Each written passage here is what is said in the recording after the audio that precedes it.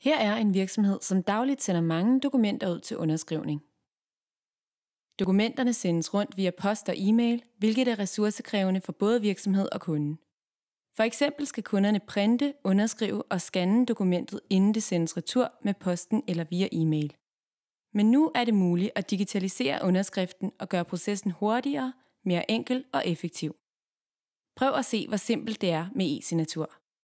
Virksomheden uploader det dokument, der skal underskrives, tilføjer en eller flere modtagere og sender dokumentet til digital signering. Kunden modtager straks en e-mail om, at dokumentet ligger klar til signering på e-signatur.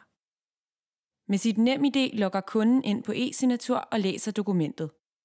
Er kunden enig i indholdet, kan dokumentet signeres med NemID. Virksomheden har fuldt overblik over hele processen inde på e-signatur, hvor det fremgår, hvornår kunden har modtaget, læst og underskrevet dokumentet. Når aftalen er underskrevet, modtager både virksomhed og kunde en krypteret kopi af det underskrevne dokument. E-signatur bygger på løsninger leveret af Nets og KMD og overholder strenge krav for sikkerhed. Derudover dannes der en specielt krypteret fil for hver aftale, der underskrives.